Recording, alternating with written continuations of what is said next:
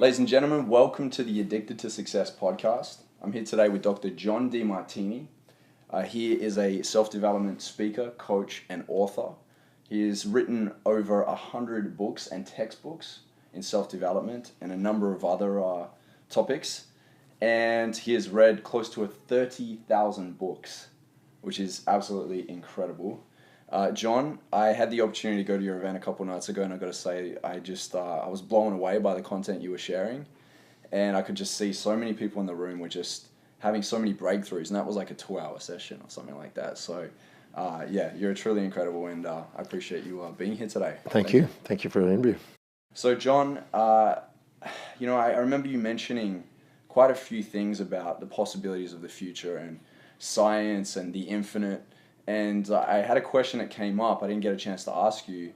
But the question is, what do you feel is on the cusp of human development right now and science that nobody's talking about? Well, that's pretty broad. Well, I do believe that the study of the brain is still one of the greatest studies that we have available to us. Yes. And unlocking the incredible power that our brain has as a mediator for mental function and creativity and doing extraordinary capacities, living out extraordinary capacities, I think is the future. They're now realizing that as certain areas of the brain are repressed and shut down, others become heightened. And some of the capacities that we have, autobiographical memory and photographic memories and things of this nature are, I think in the next few decades will be understood and we'll be able to remodeled and duplicated. And so expanding our capacities with our mental function, I think, is pretty amazing stuff. Yeah. And that's inspiring to me because I've been watching the field all these years. Yeah. But also to actually see that it's duplicatable and transferable. That's pretty empowering. Yeah, there's a lot of talk about neuroplasticity, and I'm very interested in the whole neuroscience field. You did put out it was like a CD collection and I think a book as well on neuroplasticity. So what fascinates you most about neuroplasticity? Well, every individual lives by a set of priorities, a set of values. And whenever they're setting intentions that are congruent and aligned with their highest value, the thing that's most important to them, the thing that they spontaneously are inspired from within to fulfill, the brain maximizes the microglia and the glial cell neuroplastic effect. So in other words, just like a tree that grows to the light, any branch that reaches to the light expands and empowers. Yes. And any one that gets in the shade dies out. Well, the brain is no different. Whenever you're doing something that truly is inspiring, that is meaningful, that's highest in priority, that area of the brain becomes myelinated, neurogenesis occurs, nutrification occurs to the cells, and all the other ones are by apoptotically are reduced and taken away. They're remodeled away. So the brain is remodeling itself to help you fulfill your life, and the science of that is extraordinary. And in the future, the neurology is going to be transformed to gliology. The study of the glial cells are going to be just as important, if not more important, than the studies of the nerves, because it's all been about neurology. Yes. Yeah. But the brain is only 10% neurology. It's 90% gliology. And the study of the glia is way more profound than first meets the eye. And so I think that's going to be in the next decades to come really powerful. We realize that it is involved in the lymphatic system, the removal of toxic materials and protein degradation. Yep. It is involved in maximizing function. It's involved in literally myelinating the brain to maximize potential. Mm-hmm. So I think this is where human values, the study of axiology, and the brain overlap.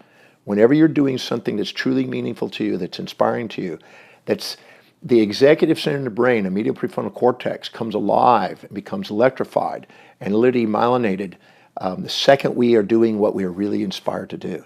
And the real entrepreneur, the visionary, lives in the executive center, where they have inspired visions, they see strategic plans, they execute the plans, and they have self-governance, and their mastery and persistent and consistent towards their objective. And they endure pain and pleasure, support or challenge in the pursuit of something that really, truly inspires them, that makes a difference in the world. That is the future of neurology. living in your purpose. Living purposefully, living an inspired life, demonstrating mastery, exemplifying the capacities of the human inspired state, and giving ourselves permission to do something extraordinary on the planet. That's what I'm inspired by and fascinated by all these years. Yeah, that's right. Remember you said something along the lines of, if we're not living in our purpose, we actually age faster. Well, aging has a lot to do with entropy. Entropy is the tendency to go from order to disorder. Yes. Whenever we're emotionally charged and are trying to avoid and seek in our amygdala region of our brain, we're living in past and future, and we're adding to the aging process. But whenever we're inspired and we're really present and we're on focus on our highest priorities and we're living purposefully, we have literally more like, as Deepak used to call it, a timeless mind, ageless body. So living authentically, congruent with what's truly meaningful to us, it gives us more life to our years and years to our life. We have vitality. I always say vitality is directly proportionate to the vividness of your vision. And the part of the executive center comes on and brings vision. And if you can see the vision and see that everything's on the way, not in the way, then amazing things happen in your physiology to help you fulfill it. Your space and time horizons expand, and you give yourself permission to do something even beyond your life. Yeah. Wow. If we can get beyond ourselves, we can make massive changes in our lives. I've said for many decades that if you want to make a difference in yourself, you need a vision at least as big as your family. If you want to make a leadership in the family, you need a vision as big as your community. If you want to be a leader in your community, you need a vision as big as your city. If you want to be number one in the city, you need a vision as big as your state. If you want to be number one in the state, you need a vision as big as your nation. And if you want to be leader in the nation, you have to have a global vision. And if you want to truly make a global impact and leave an immortal legacy on the planet, you need an astronomical vision. And our highest priorities lead us to expand our space and time horizons until we have astronomical visions. Yes, I believe that too. So your highest priorities, which is also known as your values, right? With my coaching, and I learned quite a lot from you, it's interesting to see like what we do is we evaluate, right? That's part of your values, is you are constantly evaluating things and going, does this match up with the top 3 values, the top 10 values? Is this what I value most in life? Constantly throughout the day we're doing this, right? So how can we be more conscious of the values that we're choosing? And also, how can we change our values as well to actually fit the dream or the vision that we desire? Well, many times we have injected the values of others into our life and attempted to be somebody we're not. Yeah. And this is almost guaranteed to be self-defeating. There's wisdom in extracting wisdom from other people and not reinventing wheels and standing on the shoulders of giants and mentors. But it's unwise to basically try to be somebody you're not. This happens a lot. Everybody has a unique set of values, and their life demonstrates those values. And identifying what their values really are is the first starting point. How do they fill their space? What do they spend their time on? What is it that they're energized by that energizes them? What is it that they spend their money on most? Yeah. What is it that they're most organized in? And where are they most disciplined in their life? What do they think about, visualize, and affirm inside their internal dialogue to themselves about most that's coming true? What do they love conversing with other people about most? What is it that inspires them, or common to what the people inspire them? What is it that they have that's a persistent goal that they're achieving? And what is it they love learning about? Those value determinants give a better articulate idea about what's really valuable to them. Once they determine what their real values are, they can either set goals to match their values, or they can change their values to match their goals. The way you change your values is stacking up associations on a value that wants to go up, positive associations with values that you want to raise, negative associations, the ones that you want to decline on the value list. So in other words, if I stack up the benefits of doing something, it rises up because I have more reasons and benefits of doing it. It goes up on the value list. Yeah. If I stack up drawbacks, it goes down on the value list. Oh. So I can rearrange and re-architect that value, or I can set goals that match it. There's only 2 ways of having fulfillment. Either set goals that match your values or change your values to match your goals. They have to be congruent to master your life and have fulfillment. Yeah, no, that's great advice. So that's simply just putting pen to pad, writing it down. Well, it's not just writing it down. It's actually making sure you inculcate the actual feelings with those benefits or drawbacks to rearrange it. Yeah. So it's a writing process. It's an inventorying, but it's actually, because I do sometimes one-on-one with people, we don't write it, we just make sure that it goes into the psyche and it alters their perception. Yeah. For instance, I'll use an example. Let's say there's a young girl who's 8 years old that's about to sing in front of 400 people at her elementary school. And she's dressed all beautifully and she's all ready to do it. And she gets up there and she sings, and she's angelic. And she sings perfectly toned. She sings everything on cue. And afterwards they give her a standing ovation, they hug her and everything else. And they just think that was amazing and they applaud her. She's probably going to sing again. She's probably going to, I want to do that again. Yeah. But if all of a sudden she misses key, she forgets her words, people throw things at her and they walk out and everything else, she's probably not going to want to go back on stage again. So we naturally move and migrate through our value systems based on pains and pleasures in our life. Yeah. So we can do it and be passive in it, and let the world run us, or we can take command of those pains and pleasures and rearrange it and restructure it. Yes. Some people find out when they do their value determination that they don't have a value on wealth building, for instance. And then they can, by revamping it, increase the probability of increasing their wealth potential by changing their values so they can see the opportunities and take advantage of the opportunities. Yeah, I feel like so many people live in the fantasy of being wealthy when it comes to finances, right? Wealthy in other areas of their life for sure, but finances, I think they see the glitz and the glamour and they get sucked into the idea of that, and that then becomes like a nightmare, not really a fantasy, right? Well, I ask people, I've asked millions of people around the world how many want to be financially independent. They all put their hands up. Yeah. But what happens is in their mind, they really are truly envisioning the lifestyles of the rich and famous, spending money on depreciables and consumables that will not build an asset base and will not lead to financial independence. Yeah. 1% or less are actually the people that want to actually study the statistics, go in there and study the investments, make sure that they're buying intrinsic value and real value in a company or in stock or in real estate, and actually patiently, methodically, strategically go after building assets over time. Very few people do that. They're the 1%ers. And majority of people are living in fantasies and therefore beating themselves up, wondering why they can't get ahead financially. This is sinking in for me because I know for sure that I don't have enough books on finance. And like, I'm not struggling for finances, but I feel like I could be doing a lot better.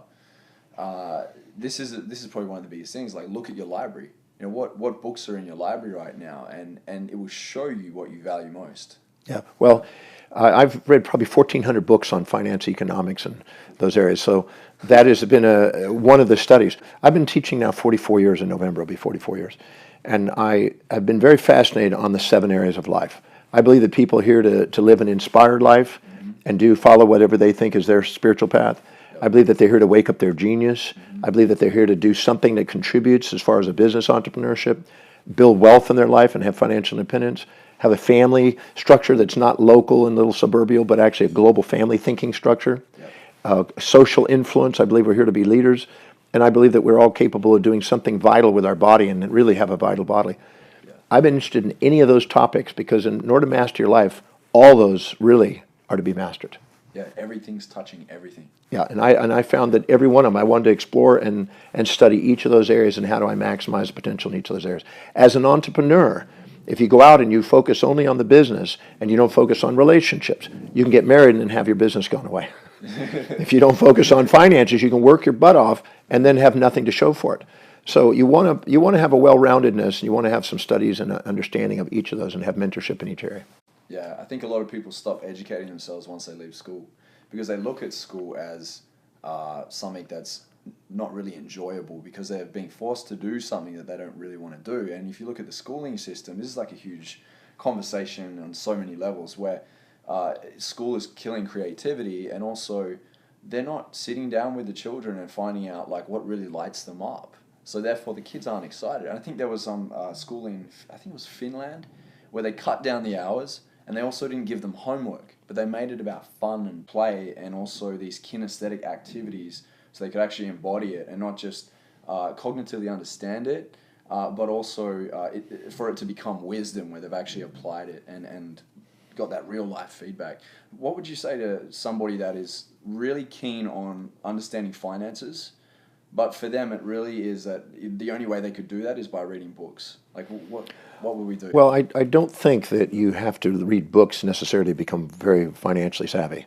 Yeah. There are YouTube educational things today that are amazing. There are mentors who can guide you and actually have you do it and actually let you practice it. There's also literature that you can read in chunks, in small chunks. The wisest thing I find to do is to first make sure that you truly have wealth building up on your value list. My observation, I've interviewed a lot of billionaires and a lot of people that are poor from one extreme to the other. And without a doubt, there's a different set of values in each of those individuals from one extreme to the other. And the people that have wealth building and they truly have a commitment to being wealthy, they have it in the top 4 values. And the people that don't, they don't. So you spend your money according to your values. The hierarchy of your values dictates your financial destiny. So tell me what you value most. I'm going to tell you where your money's going to go. So you have to have a value on not immediate gratification for consumables, but long-term focus. You want to build a brand around yourself instead of keep living off other people's brands, which make you spend their money on their brands instead of them spending money on your brand. But if you have a value on that, you will see opportunities, you'll make decisions differently, and you'll hold on to a vision, and you'll act accordingly. So the first thing I do is to find out where the values are, where wealth is on the values. Second thing is I raise it on the value list, which is a step-by-step process that I've developed. And then once we do that, then we sit down and we start linking what they want to learn to their values. Yes. So the more they link it to the values, the more they absorb information, the easier it is for them to learn. Yeah. Everybody loves learning what's important to them.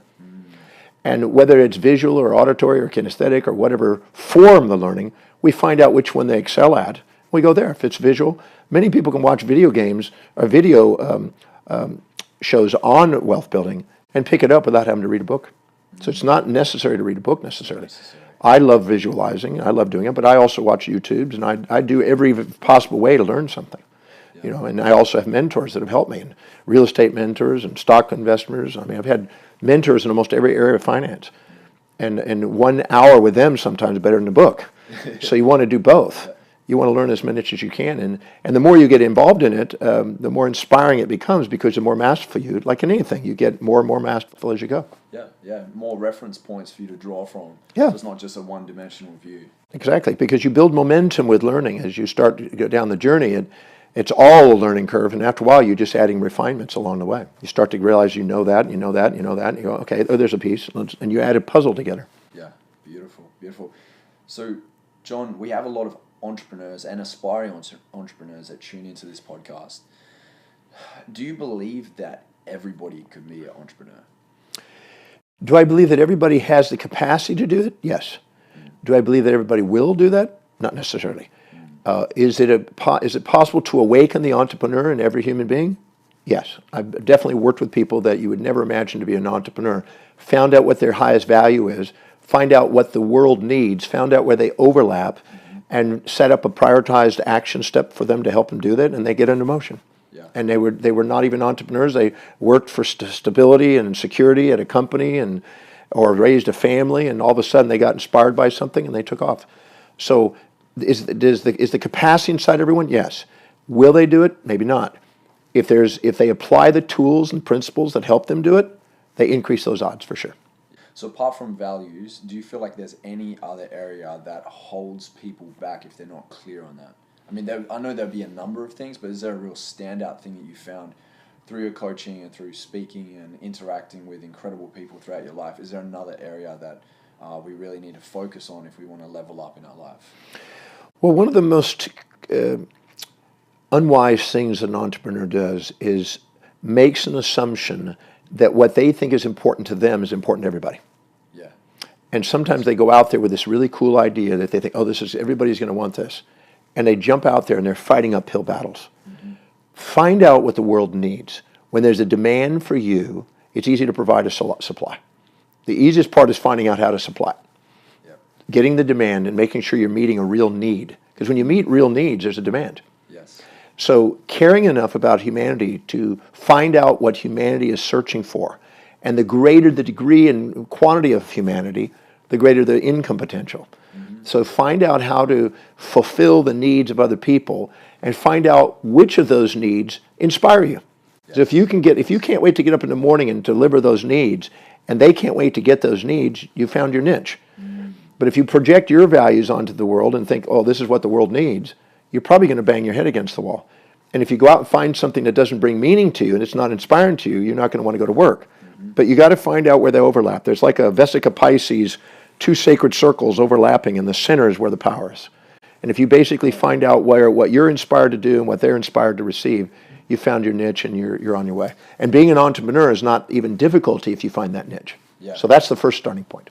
There's that ease and that flow there because it just like you're in alignment, right? Your alignment with something. The universe rewards equity and equanimity. Equanimity within yourself, where you're not exaggerating or minimizing yourself, you're being yourself, Yes. which is when you live by your highest value, increases that probability. And equity between you and others, where you're not puffing yourself up or meeting yourself up, you're actually being with people, present with people, finding out what their needs are, caring about them, and finding a way of delivering those needs. If you do, and you're inspired to do that, then you're an entrepreneur in the making. That's great advice. Thank you so much. Now, before you said that you love guiding people to live an inspired life, what's the difference between inspiration and motivation? Well, you probably remember that from the other night. Yeah. Because we have a hierarchy of values, when we're living according to our highest value, we're spontaneously inspired from within to fulfill it. As we go down the list of values, they become more extrinsic, and we need more outside motivation to get us to do it. Yep. My highest value is researching and teaching. I do it every day. I don't miss a day. Nobody has to remind me to do it. I don't need incentives. I don't need motivation. I don't need any form of outside stimulus to go and do it. I just do it. I spontaneously love learning. Okay, well, that's an intrinsic value. That's something that I spontaneously do. I love doing. Now, cake decorating, cooking, driving, anything else, domestic things, I'm about as domestic as a cockroach. I go to the telephone and I call Service Express and said I want this and this and this. I don't do any duties. Yeah. I've made a list of all the things that I love doing, which is research, writing, traveling, and teaching. I've delegated everything else off my plate. I don't do anything else. Everything else is delegated away. So it's wise to make sure you prioritize what you do, stick to the things that are most important and the one thing that you're master of, delegate all the rest, find people that would love to do the things you delegate, and liberate yourself from the bondage and baggage of low priority emotional setbacks. Yeah. High income generating activities. High income generating and high meaning. Yes. Income and meaning. You want income because that means it's serving others. You want meaning because it's serving you, and you put the two together, you got your niche. Yeah. Yeah. Excellent. If you could ask yourself one powerful question, what would that question be? What is it I would absolutely love to do on a daily basis, and how do I get handsomely paid to do it? Yeah, that's a good question. So your vocation and vacation is the same. Most people have, Monday morning blues, Wednesday hump days, thank God it's Fridays, and week friggin' ends. and that's because they've never figured out what is it they love to do as a vocation and made it their vacation. And when you do that, you don't need it. People ask me all the time, they go, what do you do to chill out? Chill out from what? You don't need to chill out when you're doing something you love doing. Yeah. So, they don't understand. People who are doing something they really love to do can do it 18 hours a day and not even think about it. They don't feel like it's even stressful. They're actually in the eustress state where they're building their vitality out of it. But if a person's doing something that's not inspiring to them and they try to do that 18 hours, they have heart attacks. Yeah. Because they're unfulfilled in what they're doing. And anytime you're not fulfilling your highest values, you're increasing the probability of addictive, compulsive behavior, because it's a compensation for unfulfilled highest values. It's a key is finding out what you value most and sticking to that. Yeah, yeah, wonderful. Yeah, my mate, he's worth hundreds of millions of dollars, and he has this amazing life. He's happy all the time, grateful. And somebody had asked him when I was standing there, asked him, do you ever get burnt out? And he said, burnt out? He goes, I ain't a freaking candle. Well, he's doing he's doing something that's meaningful. He's inspired by it. And he's on track. That's exactly it. He's mastering his life. He's serving people. He couldn't be there without serving large sums of people. There you go. Yep. Yeah, I think everybody wants to feel valued, right, at the end of the day. And the way you do that is aligning yourself with your values first. Well, the way your self-worth is proportional to how well you're congruent with your highest value. Because if you're living by lower values, you're devaluing yourself. You're living by high values, you value yourself. Yep. And then that's self-value. Yes. But other people's value, which is going to be paying you, you have to do something that fulfills their highest value. And you have to realize that you and they are reflections of each other. So if you negate them for you or negate you for them, you get symptoms and it lets you know that that's not working. But the second you see each other as reflections of each other and realize you're here to help them as you're helping you master the game. Yeah, wonderful. I'm going to wrap this up with two quick questions. This one I feel is a really big one. We get this quite a lot. A lot of people send emails in on this. I get asked this quite a lot on interviews that I do. And the question is, how do we love ourselves more? Because I feel like a lot of people are really struggling with the self-love thing at the moment. Well, the only time we're not appreciating and loving ourselves is when we're comparing our daily actions to other people's values that we've injected in, that we've subordinated to. Okay. Because when we actually look at our own values and we're living by our own highest values, we thank ourselves. Yeah. We can look in the mirror and say, thank you, I love you, you're a hot person. Yeah. You're amazing. If you can't look in the mirror and say you're amazing and thank God I get to be you. I was asked by, I think it was Vogue magazine, they were interviewing me, and they asked me, well, Dr. DeMartini, if there's anybody in the world you could be, who would you be? And I go, I have no desire to be anybody but me. I'm the guy that I'd rather be. And they go, oh, okay. They were expecting me to come up with some other person's name. Every time you're living congruently, your self-worth goes up, you're grateful, you're having a desire to solve problems that help people, and your self-worth is going to go up. Living congruently is one of the most important things we can do. Yeah, yeah. Look, guys, John has read close to 30,000 books and has created transformations in hundreds of thousands to millions of people's lives. So when he says that values are important, I think you should listen. Yeah, I wrote a book called The Values Factor, trying to get that point across to people, because many people, people, if you ask them what their values are, they'll give you social idealisms. Yeah. Kohlberg, the psychologist, said that most people are avoiding pain, seeking pleasure, or are subordinating to mothers, fathers, preachers, and teachers, or they're subordinating to collective authorities like sheep in a herd of a tradition or convention of a society. Yeah. Very few people are transcendent and living authentically according to what they really value. If you ask them what their values are, they'll give you a bunch of social idealisms instead of actually what their life demonstrates. I'm not interested in what people say, I'm interested in what they're living. Yes. What they exemplify and what they live every single day tells you what they really value. I start from there. That's the foundation you want to build from. That's why values are so important, and knowing what you really value, not what you fantasize about. Yeah, actions speak louder than words. Exactly. And also you can tell, I know you coach a lot of people, and you have a lot of people where they have all these stories and excuses, and it's like you can see through their daily actions and their habits what's really going on. Well, when somebody says that no matter what I do, I can't seem to get ahead financially, but I really want to be financially wealthy, and they keep spending their money on clothes and keep spending money on immediate gratifying consumables and depreciables and on going on trips and paying things, and they don't have any focus on putting it into an investments and an asset that goes up in value, it puts money in their pocket instead of taking it out of their pocket, then they really don't want to be wealthy. Yes. They want to live those things that they keep doing. Yeah. And then until they get that realization and realize that they're living in their fantasy and creating their nightmare, then they're gonna bang their head against the wall until they finally get that. Do you feel like that's because they're sabotaging themselves because they feel like they can't financially hold it in their container? I don't find sabotage. I've heard the term sabotage. I don't find that a productive word, because anytime somebody says that they're sabotaging, it means that they don't know what their real values are, and they keep expecting to live outside their values in somebody else's values. And then they think, well, I can't seem to go and keep doing what I think is important. And they keep going to what is important. Once they know what their real values are, they don't see themselves sabotaging. They see themselves making decisions according to their values, and they go, no wonder I keep doing that. Yes. But when they have a fantasy of living outside their values, they're going to label themselves as sabotaging. Yes, yes, excellent. And the last question is, and I ask this on every podcast interview, and it's interesting to hear the response. If you were to deliver your last 30-second speech to the world, what would that last 30 seconds sound like? Your parting advice. I would tell some people that to look in the mirror and say, no matter what you've done or not done, you're worthy of love, because the truth is you are. And the only reason you're not appreciating yourself is you're somehow not honoring your own values. You're trying to live by somebody else's, and you're judging yourself according to it. And the other one is, I'd say, give yourself permission to do something extraordinary on planet Earth, because the real you, the magnificence of who you really are, is far greater than any fantasies you'll ever inject into yourself. Give yourself permission to do something amazing. The real true you is amazing. Excellent. John, thank you so much for your time. Thank you. Your wisdom and everything that you're doing as well. Thank you.